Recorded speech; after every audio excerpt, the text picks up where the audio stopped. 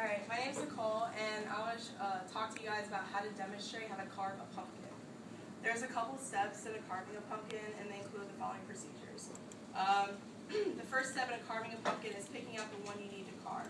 So basically, it's a good idea, like in my case, if you're getting it before a holiday or a party like Halloween, to get at least 2 days or a day before it because it molds really quickly. Find a medium-sized pumpkin, like that big, medium size, to have a big enough front face to draw your design on it. And if you want to challenge, you can have a really big pumpkin, which is like this big or bigger, to put a more advanced design in it. And make sure when you pick out your pumpkin, it's not molded or old, because if it's molded, it won't last. And two, it'll flatten out when you're carving it in. So when you're usually when it's and plus if you know if it's molded, it's black and or it's gray, almost black, and it sinks in. It's really gross. The second step in carving a pumpkin is setting up your area. That's really important. It's good to have a bunch of old newspaper or magazines to place the gooey mess onto it, so you don't place it on like a carpet or the ground or the grass, whatever you're doing your carving at. And other supplies you need would be a very sharp knife. Sorry, I lost my place. A sharp knife, design picture, or design to put on the pumpkin, or a picture of the design. The third step, and then also you need a Sharpie, like a marker.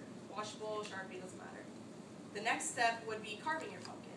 You'd want to place the pumpkin on the newspapers with the towel, and make sure you wipe down the dirt and debris, because usually you can find it at a farmer's market and it's been outside all day, so you want to wipe all that mess off.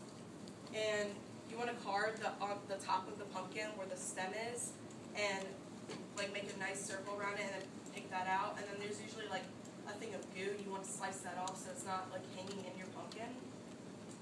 And then that's usually the main entrance where you can go inside your pumpkin and do all that stuff. It's important to get it all out because you want a hollow pumpkin to make your design so it's easier to carve into it without having the struggle of getting in the goo, because if there's goo in it, you won't really be able to cut very easily.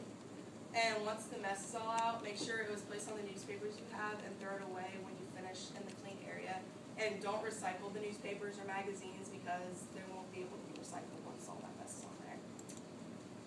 And then once you have done that, you look at the paper, the design. When I do it, I usually look at my design and I draw it. I like to draw like art. And if you're not really good at art, you can place it and you can trace it if you want, and do it on the front face. And if you don't know what the front face of the pumpkin is, it's usually round and smooth, very nice and pretty. What you would do with a sharp knife, very gently carve into it as if you're tracing a picture. Be very careful because it's sharp, you can cut yourself, so be careful with that. And you want to make sure it's straight, not jagged lines. And also when you're carving it, you can step at least 5 feet this far from it and see if you can see the design really well. And once you're finished with that, wipe the front face again where your design is so you can get all that mess, all their debris off, and also you can get rid of the Sharpie or the marker tracing so it's neatly presented. And usually, like I said before, this is done before Halloween, and so this is the final step. And you can get a small lit candle, and it's usually easier and it's cheaper to get the unscented ones. They're usually about that big, not very big, and they come in really big bags. So, like I said, they're cheap and there are a bunch of them. You can reuse it, and it's better to have it unscented. So I think because it has to do with mosquitoes and all that. And then you leave the top open and you place it in the middle, but don't leave the top on, because if you do that, it'll close the flame and it'll cause it to go out in a few seconds.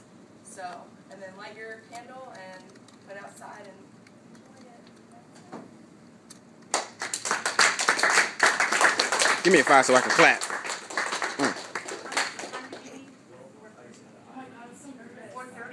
Oh, was I supposed to stop?